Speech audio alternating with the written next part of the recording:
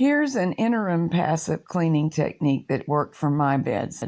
This isn't recommended for beds that are really filthy, only for those that need a light cleaning. Before beginning to clean the beds, it's a good idea to get the row counter tripper and the edge clips off. Then go underneath and unscrew the clamps and take the beds right off the stand. Here's the thing about deep cleaning a Passap. The bed is now off the stand, it's sitting on cardboard, and I would love to be able to spray, scrub, and hope everything will wash through. But because of this unique feature of Passaps, the pusher rail, that's not going to happen. A proper deep cleaning of the Passap involves actually taking it apart.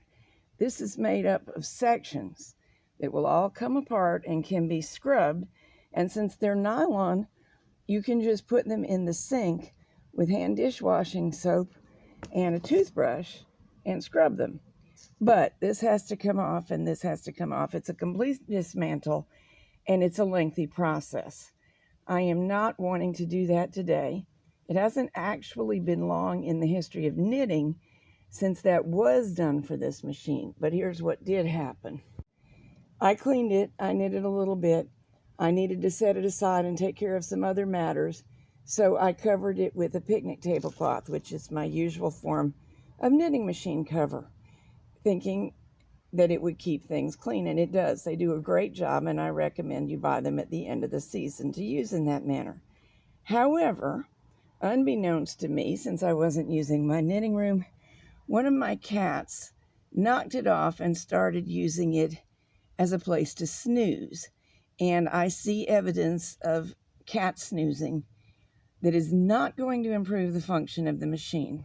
I did try knitting on it, and it is, as you would expect with a machine that has sat and gotten a little bit of dust and cat hair in it, it is stiff. So it's not going to be a good idea to let the tiny crevices collect all that dust, etc.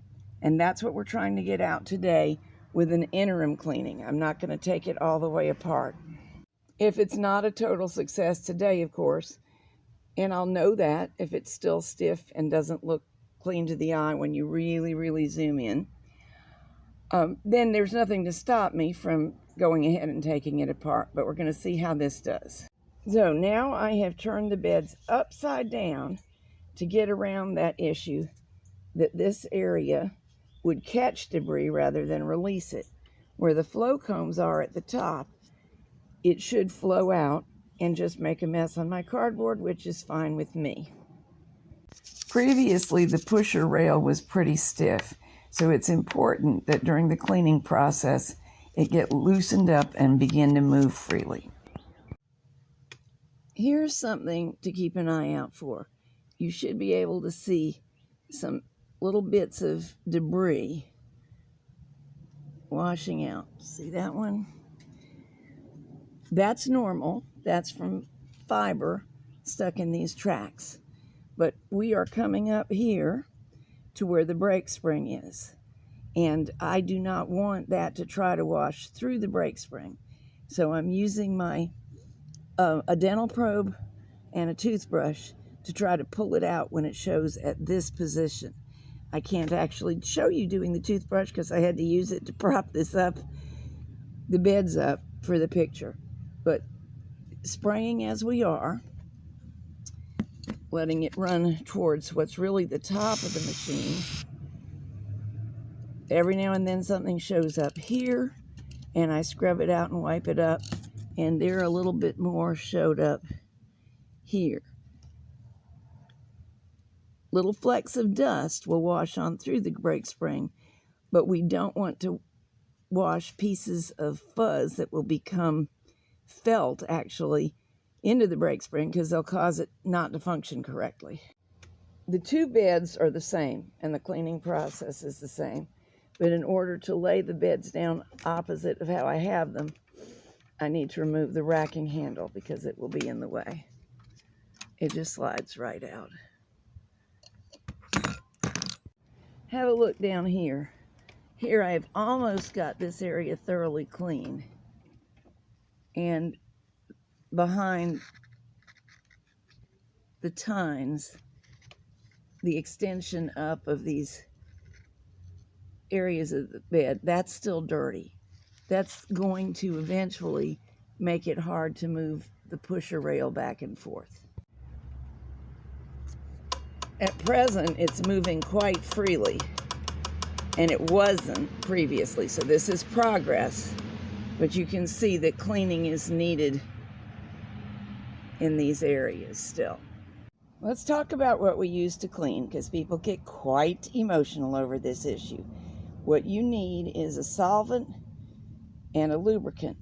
The solvent is used first to get the crud off.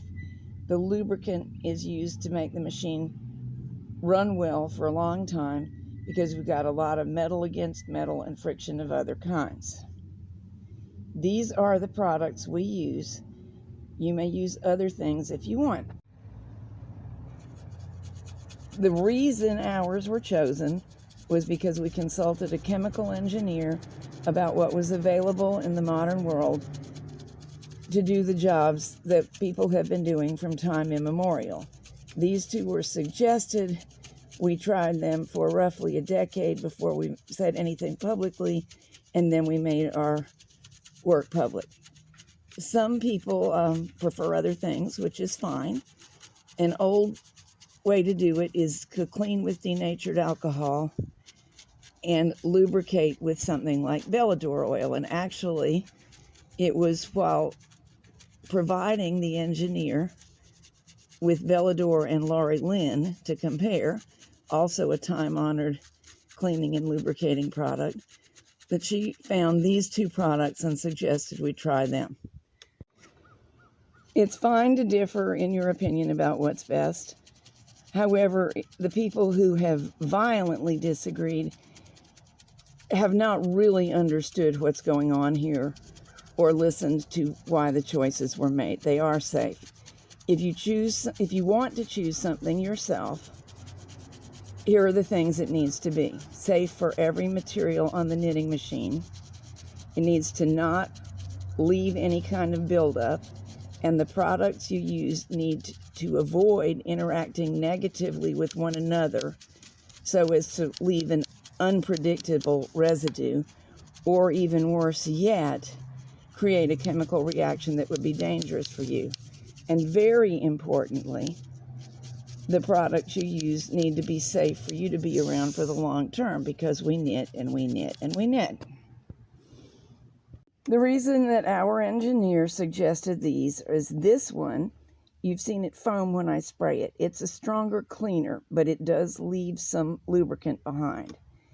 This one is the more durable lubricant, but it doesn't leave much physical residue like the old kinds of grease do, so it tends not to pick up as much fuzz.